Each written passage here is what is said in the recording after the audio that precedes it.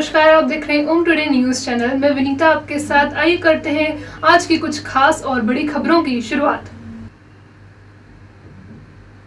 लगातार तेज बारिश के चलते आपदा प्रबंधन में फंसे लोगों की समय पर मदद नहीं करने पहुंचे होम कमांडेंट को कलेक्टर आशीष सिंह ने लापरवाही बरतने पर कार्रवाई करते हुए सस्पेंड कर दिया है।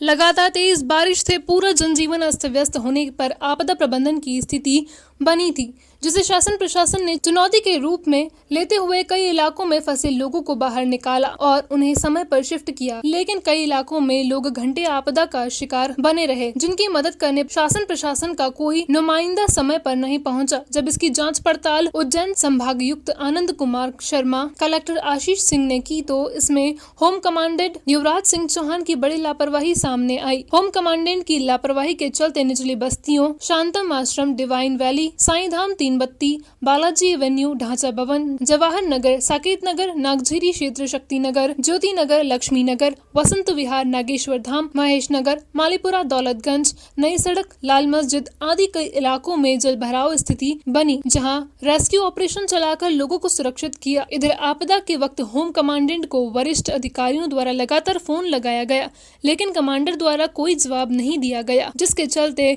कई इलाकों में लोग घंटों जल भराव में फंसे रहे। इस लापरवाही के चलते कलेक्टर आशीष सिंह ने होमगार्ड कमांडेंट युवराज सिंह चौहान को निलंबित कर दिया। देखिए, एक दिन परसों की जो बारिश थी वो हमारे लिए बहुत बड़ी कड़ी चुनौती लेकर आई थी। कई सारी निचली बस्तियों में पानी भर गया था। हमारी जो होमगार्ड्स की टीमें थी उन्होंने बहुत अच्छा काम किया, लेकिन जो कमांडेंट होमगार्ड थे उनके द्वारा बहुत लापरवाही बरती गई। उनके द्वारा मौके पे नहीं पहुंचा गया। जब कमिश्नर नगर निगम और दूसरे लोगों ने उनको फ़ोन लगाया तो उनको फ़ोन पे रिस्पांस भी नहीं किया गया, जिसकी वजह से जो आपदा प्रबंधन है उसमें थोड़ी बहुत दिक्कतों का सामना हुआ। ऐसे क्रूशल समय में अगर कोई व्यक्ति लापरवाही करता है तो निश्चित रूप से एक बहुत कड़ी कार्रवाई उस पर करी जाएगी, और वही करते हुए मेरी तरफ से जो प्रतिवेदन गया उस पर कमिश्नर साहब के द्वारा उनको तत्काल प्रभाव से निलंबित किया गया है। आगे भी अगर हम लोग बात करें तो हमारी प्रिपेयर्डनेस और ज़्यादा अच्छी हो चुकी है। पहले हमारे पास 2 टीमें थी, अब हमने 3 टीमें अपनी बाढ़ के रिस्पांस के लिए कर दी हैं। समस्त निचली बस्तियों के संबंध में जो भी वैकल्पिक स्थान हो सकते हैं उनकी हमने पहचान भी कर ली है, और अगर कोई भी ऐसी स्थिति आती है तो हम लोग निपटने के लिए पूरी तरीके से तैयार हैं।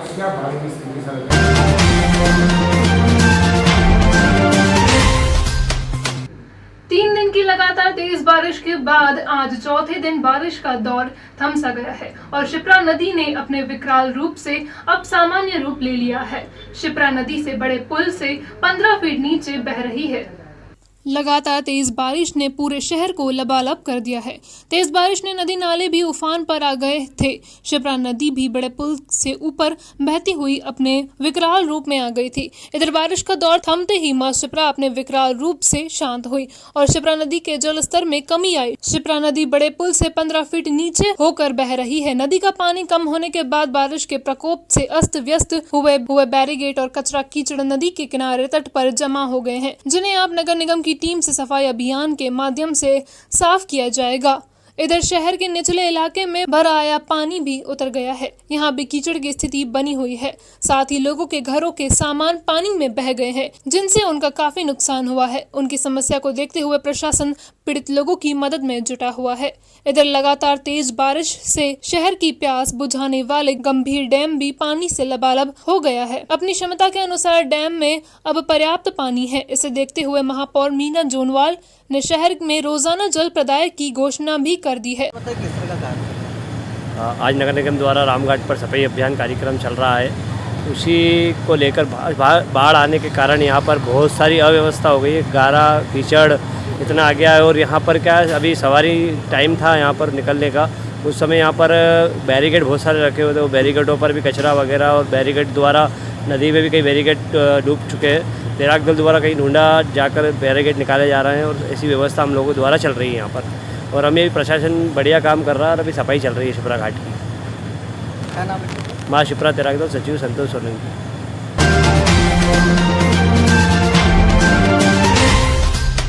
भ्रष्टाचार की हद, जिस नाले पर लाखों डकारे वह फिर धंस गया। बिल्डर को लाभ पहुंचाने के लिए लेआउट से हटाकर किया था नाला निर्माण।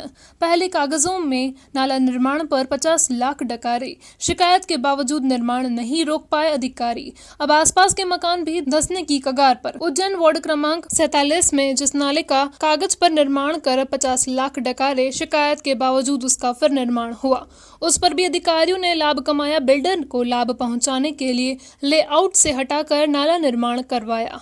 यह नाला एक बार पहले भी धंसा। निगमायुक्त, संभागायुक्त सबको शिकायत हुई, लेकिन कोई कार्रवाई नहीं हुई। अब शुक्रवार से शुरू हुई एक रात की बारिश भी यह नाला सहन नहीं कर पाया और दूसरी बार के निर्माण के बाद भी धंस गया। इससे सटे कई मकान भी धंसने की कगार पर हैं। वार्ड में करीब 2 करोड़ रुपए नाला निर्माण के नाम पर खर्च हो चुका है। समाज सेवी धनराज गहलोत के अनुसार शांतिनगर पुलिया पर लाखों की लागत से नाला निर्माण किया गया, किंतु पूर्व में स्वीकृत नाला निर्माण का कार्य अलकदाम से होते हुए ओम साई ओम मल्टी एवं शांतिनगर तक किया जाना था, जिसका अधूरा निर्माण हुआ और कुछ समय में ही वह धंस गया। इसकी शिकायत तत्कालीन आयुक्त को की जा चुकी थी। उसकी जांच संबंधित जोन के जोनल अधिकारी डोंगर सिंह परिहार की मिलीभगत से प्रभावित करने का काम क्षेत्रीय पार्षद विजय सिंह दरबार ने किया।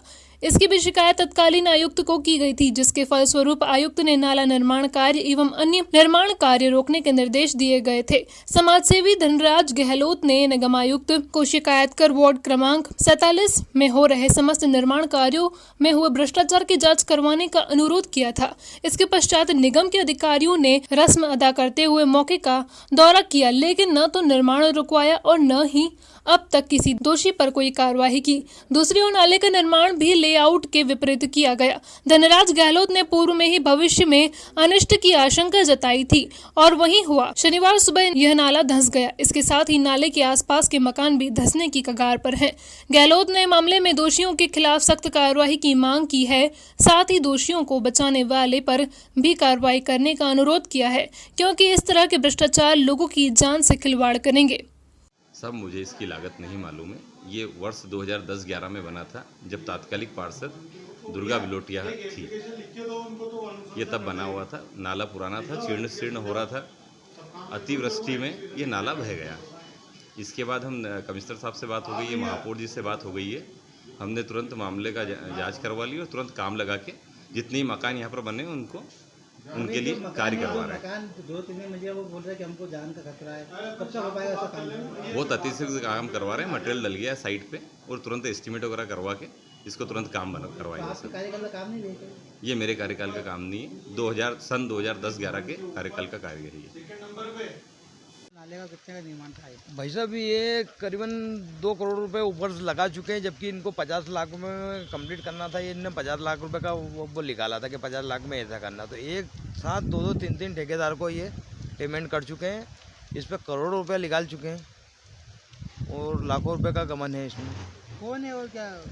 इसमें पार्षद विजय सिंह दरबार की मिली भगत से ये भ्रष्टाचारी को अंजाम दिया गया है इसमें, जबकि पहले राय चौहान भी रहे हैं, ज्ञानंद सिंह यादव रहे हैं और आज वर्तमान में आदित्य धर्मा और ये कार्य कर रहे हैं। और कार्य क्या कर रहे हैं? तो कार्य तो कुछ होना ही नहीं है इनका।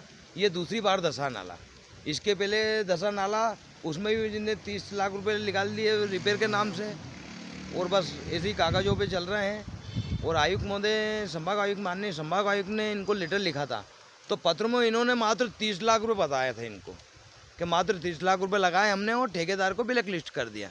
इनका कहना ये था।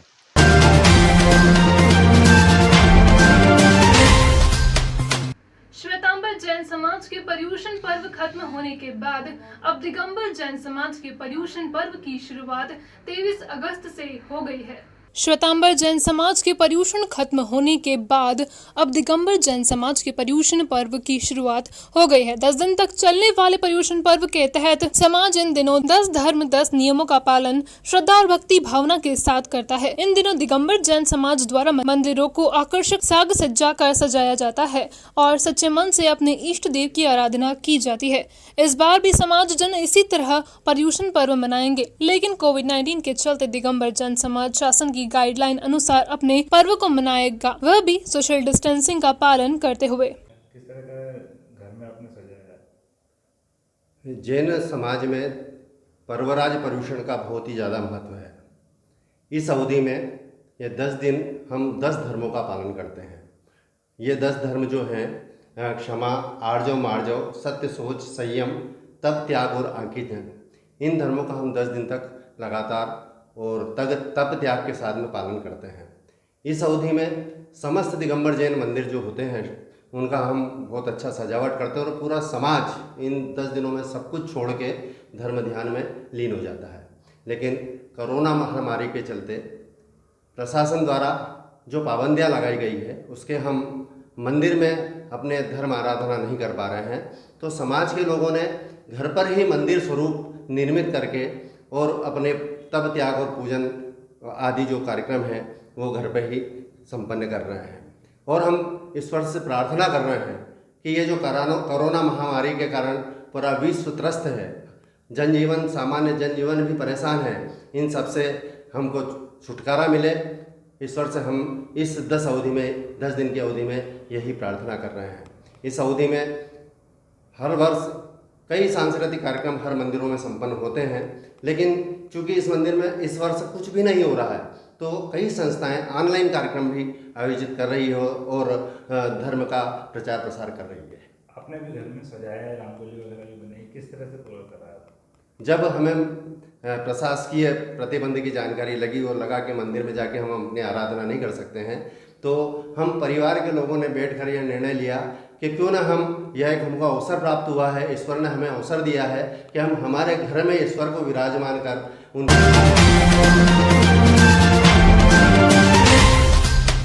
मध्य प्रदेश अधिकारी एवं कर्मचारी संयुक्त मोर्चा के तत्वाधान में आज उज्जैन कलेक्टर ऑफिस के बाहर अधिकारी एवं कर्मचारियों ने जमकर प्रदर्शन किया। दरअसल अपनी अलग अलग मांगों को लेकर मोर्चे के अधिकारी पदाधिकारी कोठी पैलेस स्थित कलेक्ट्रेट ऑफिस पहुंचे थे, जहां पर उन्होंने कलम बंद हड़ताल कर जमकर प्रदर्शन किया। मध्य प्रदेश अधिकारी एवं कर्मचारी संयुक्त मोर्चा के प्रदेश व्यापी एक दिन की कलम बंद हड़ताल को लेकर आज उज्जैन के सरकारी कर्मचारियों ने उज्जैन कलेक्ट्रेट पहुंचकर विरोध प्रदर्शन किया। प्रदर्शन में बड़ी संख्या में महिला पुरुष कर्मचारी मौजूद थे जो अलग अलग विभागों से संबंधित थे। दरअसल कर्मचारियों की मांग थी कि कोरोना के नाम पर सरकारी कर्मचारियों का शोषण किया जा रहा है। वर्तमान सरकार ने 5% डीए आदेश को रोक दिया। प्रदेश के कर्मचारी जनवरी 2020 से 3% डीए आदेश को रोका गया। अध्यापक संवर्ग के 6ठे वेतनमान का भुगतान रोका गया। वार्षिक वेतन वृद्धि को रोका गया। इन सभी मांगों को लेकर आज कर्मचारियों ने एक दिन का कलम बंद हड़ताल की और सरकार को चेतावनी दी कि अगर उनकी मांगे जल्द पूरी नहीं की गई तो प्रदेश व्यापी लंबी हड़ताल पर काम बंद कर चले जाएंगे।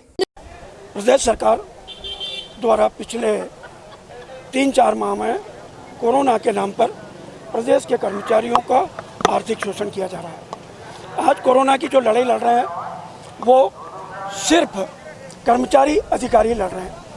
मैं कुछ आपको उदाहरण सहित बताना चाहता हूँ। पूर्व सरकार द्वारा जुलाई 19 से 5% डीए का घोषणा की आदेश किया गया था। वर्तमान सरकार ने उस 5% डीए आदेश को रोक दिया। जनवरी 2020 से 3% डीए देना था, उस आदेश को रोक लिया। प्रदेश के कर्मचारी को 7वें वेतनमान की तीसरी किस्त का भुगतान किया जाना था, उसको रोक लिया गया। अध्यापक संवर्ग का 6ठे वेतनमान का भुगतान किया जाना था, वो रोक लिया। और सबसे दुखद स्थिति तो तब बनी जब प्रदेश के अधिकारी कर्मचारियों की वार्षिक वेतन वृद्धि को काल्पनिक रूप से रोककर कर्मचारियों को शोषण किया गया। इसके संबंध में मध्य प्रदेश के अधिकारी कर्मचारी संयुक्त मोर्चे द्वारा 13 अगस्त को प्रदेश सरकार को ज्ञापन दिया था। आज हमने सांकेतिक रूप से कलमबंद हड़ताल कर ज्ञापन दिया गया है। अगर सरकार हमारी मांगों का निराकरण नहीं करती है तो हम अनिश्चितकालीन आंदोलन करेंगे। ये हमारा संयुक्त मोर्चे का प्रदेश स्तरीय का निर्णय है। आज आपने